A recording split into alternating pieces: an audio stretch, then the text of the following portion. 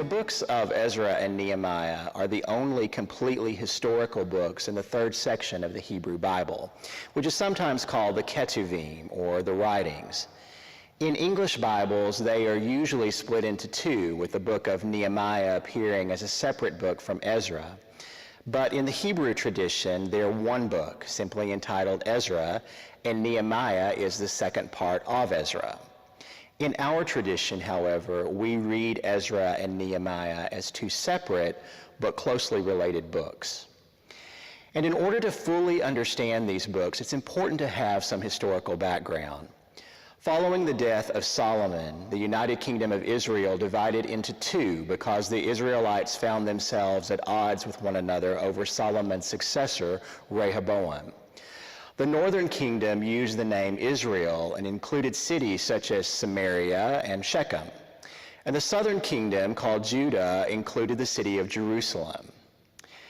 At the end of the 6th century B.C.E., the kingdom of Judah was conquered by the Babylonian Empire. Jerusalem and the temple were destroyed, and thousands of Judahites were exiled to Mesopotamia.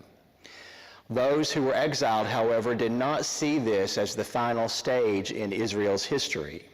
They were aware that the prophet Jeremiah had prophesied that there would be an exile and that there would also be a return. The opportunity for that return came about in 538 B.C.E. The Babylonian Empire fell, and the Persian Empire gained control of Mesopotamia and most of the Middle East. One of the first rulers of the newly expanded Persian Empire, a king named Cyrus, sought to show tolerance to all of the communities of Mesopotamia. Cyrus issued a famous edict narrated at the very beginning of the book of Ezra, allowing Jews who wished to return to Jerusalem and rebuild the temple to do so. Whereas the book of Ezra focuses on the rebuilding of the temple, the book of Nehemiah provides an account for the rebuilding of the walls of Jerusalem.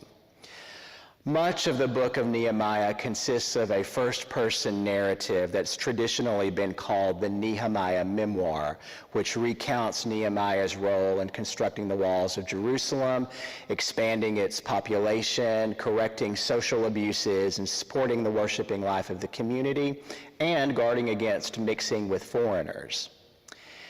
As we begin our study of Nehemiah chapter 1, we are told that when Nehemiah hears about the conditions in Jerusalem, a city that, even with a rebuilt temple, remains largely in ruins, Nehemiah weeps. Now, Nehemiah's name means something like Yahweh has given comfort, but the conditions in Jerusalem stand in contradiction to the promise inherent in Nehemiah's own name. God had not, in fact, given comfort. And so Nehemiah in chapter 1 turns to God in prayer and invokes the divine name Yahweh for the only time in all of the Nehemiah memoir. Perhaps the most crucial part of this prayer for Nehemiah and also for us is that it holds God to God's promises. From Nehemiah's point of view, Israel had not yet been restored out of its exile into its homeland. I mean, how could you talk of restoration when the walls of the city had gaps in them and when the gates had been burned down? Nehemiah reminds God that those who should be restored and of whom Moses had spoken are in fact the servants of God. And more than that, they're the very people whom God had won through the saving deed of the Exodus. Now, holding God to God's promises is a way of describing how we don't fail or lose heart or faith in bleak situations. God does not need to be reminded of promises, but we need to remind ourselves that God's promises are true even when all the evidence is to the contrary. In our teaching videos for each week of this Bible study, we'll hear from members and former staff members and pastors of Madison Street as they reflect on the aftermath of the 1999 tornado that destroyed the majority of the church facility. As you hear their stories this week, pay particular attention to how even in the midst of great sorrow and loss, we hear glimmers of hope and find an opportunity to trust in God even when circumstances seem the most bleak? I think my first reaction was the shock. For one, that we had a tornado in January. But that evening, I was spending the night at the Clarksville Memorial Hospital where my father was a patient.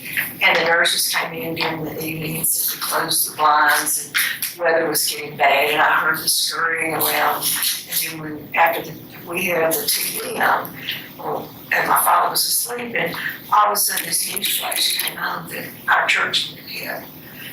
And I was just stunned, and then I could hear the nurses preparing for, other hurt people to come in, which fortunately did not happen. But I do remember the shock that we had a tornado. And then later that day, I really hated to tell my 80-something-year-old father about it because this was his church too. And I came down here later that morning after it was allowed for people to come in. And I was just so deeply stunned to see the sanctuary just lying in Hyder Street. And through the next several days, and months, I went through a grieving process. The church is not the people. And we hear that over and over, and I truly believe that. But I grieved for this old, historic building we had lost, that I had worshiped in at that point over 50 years. And to see those tablets up there exposed to the weather, and to remember that even as a child, every time I came to church, I read those tablets because I had to sit down in front of my parents. And it was a real grieving process for the loss of that space. And then when we moved back into the new church, I felt like I was back in a very reverent space, like I had grown up with. But there was just something I didn't feel quite at home in. And then I think it was the Rudolph family that gave the tablets that were painted and placed over either side of the altar. And the Sunday I came in and saw those tablets, I thought, I'm home. I really feel like I'm home. This is good. Okay. There's one information so far. I think you've seen Louise Johnson getting the tablets. They're in the At that time, I was on one of the committees, and I would go over to Max Hostetler's house and watch the progress of these laying on the floor. And it was hard to envision something so big laying down. And I can remember the day we ordered the frames over the telephone lines with said a thing about how the arch went so far down. And so that I wanted to explain that. Sure. I remember when we were meeting at the Catholic Church. There was a Sunday that in the service, conclusion of the service, I asked folks to just describe what they remember about the building. And it was really a cathartic kind of thing because people started saying, I remember the squeak in that floor. I remember the smell of this or that or the other. Okay, and it was a helpful exercise in grieving, putting it out there. All these feelings and losses and so forth that we sort of kept in here, are now exposed. We share it with one another, which I think helped facilitate community even more so. And it was a really remarkable experience. I know for myself, I'd only been here 6 months, and so I was the new kid, okay? And so I did not have the tie to the building that others had, okay? Which I think in some ways was a benefit, okay? While I grieved and really was horrified to see the destruction, I was able to separate from that to some degree, okay? And I think that's important. Okay. I remember sitting out in the parking lot across the street here that morning with Phil and Carly. He called me and said, "Doug, the sanctuary's gone." And I said, "What do you mean, Phil?" He said, "It's gone. It's laying in Higher Street." And so, even now, it really conjures up some real feelings, of what has been, but also great feelings of and thoughts of joy in terms of, well, I firmly believe if that had not happened, this church would not be the church it is today. Okay? And so in many ways, out of that destruction came life, new life and growth, and that's a remarkable thing. Well, even 20 years ago, we had an alarm system, and a little before 4, it went off, and I was the one that picked up, and I got in my truck. Fortunately, Jill made me take my cell phone because I seldom about it. I mean, I seldom went with it, right? And so I pulled out of Charlotte Street onto Common Drive, and it was coming up first. I had no idea what had happened. I just thought that something, mouse got in the system or something. And there was a tree lying across first there close to the railroad. So I turned around and went around and came up. I guess at the time it was Extension University or whatever, to get onto Madison Street and pulled into Higher Street. And there was the church and the street, I mean, literally. And I looked up and it was disbelief, I think, more than anything else. And I kept thinking, this is not real. This one just drew back, And so I got back over into the parking lot, called Jill and told her, and then I called Doug.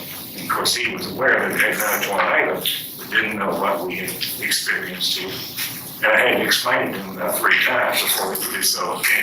So finally, he got in his vehicle and came down.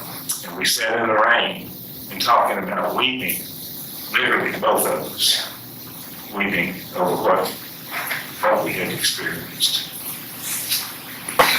That morning, I had called me from the hospital. It's all I knew about it.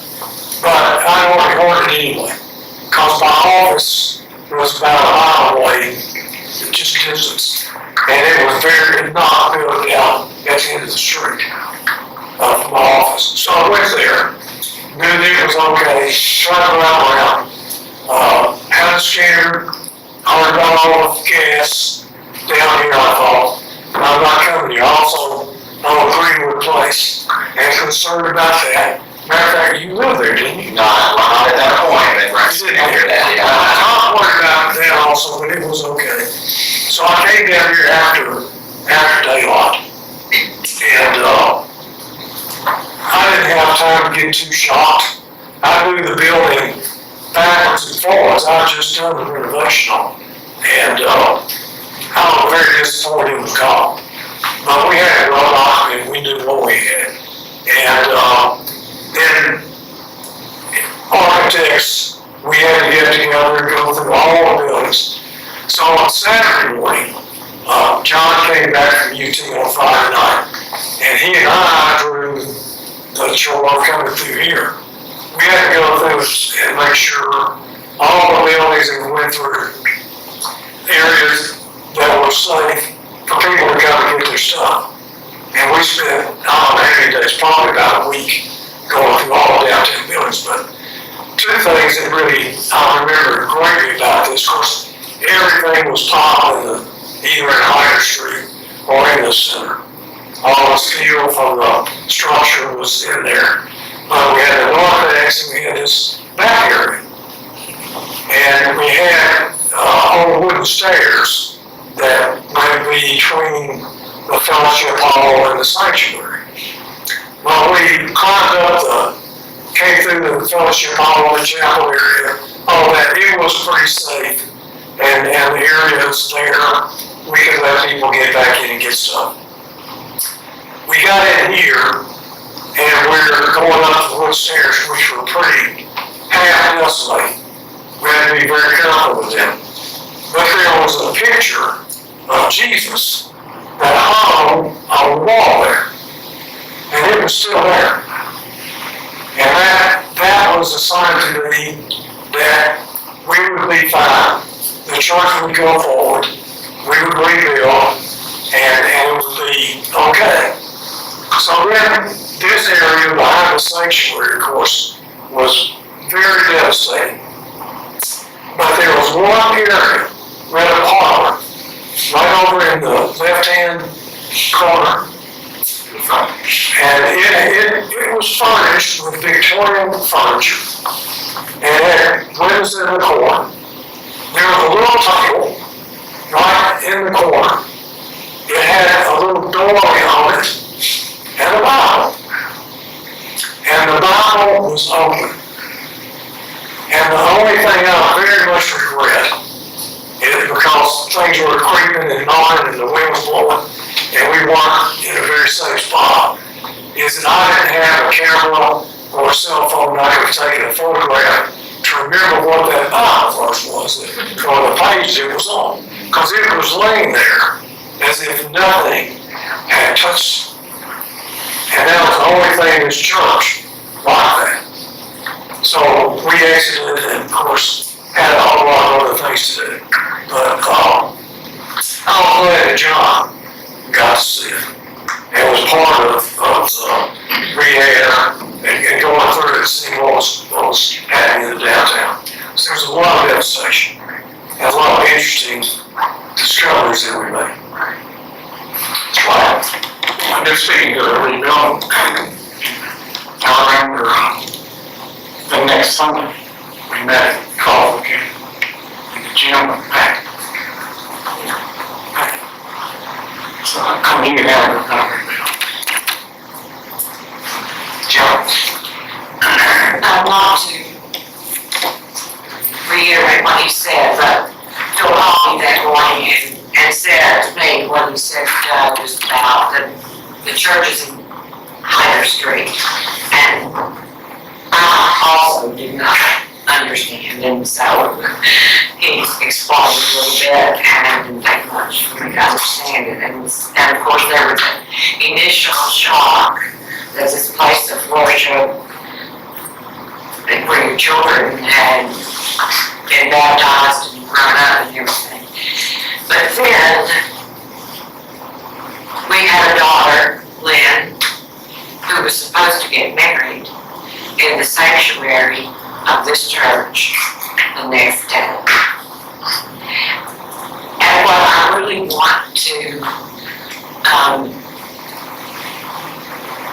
what I really remember about that is that churches, we had churches calling, offering. Kayla was catering the wedding. She had already bought some of her dishes and things down here.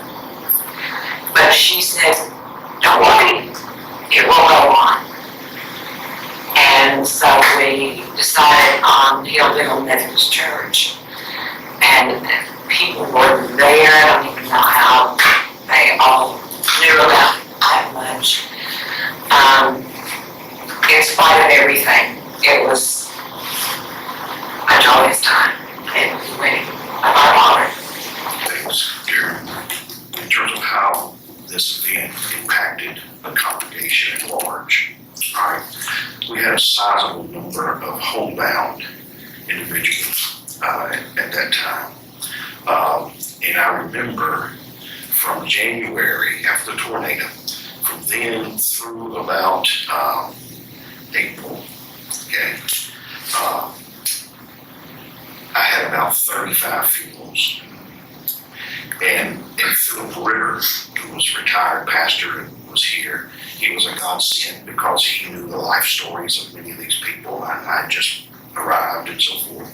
And he assisted with many of those funerals. But I was talking to Mary Harpel one day about the number of funerals that we were having. And I asked her, I said, Mary, how do you understand that? You know, what's going on? And she said, Doug, you need to remember that everything we knew, my generation, knew Clarksville to be, is gone. The memorials that we gave, that appointed the church,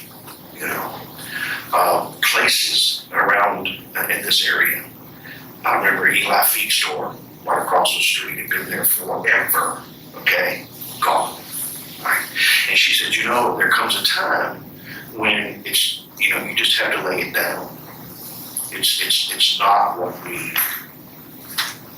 made us, okay?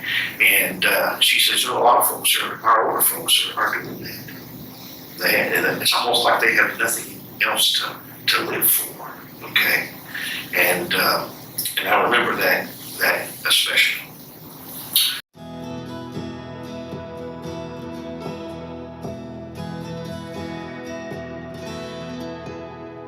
Glad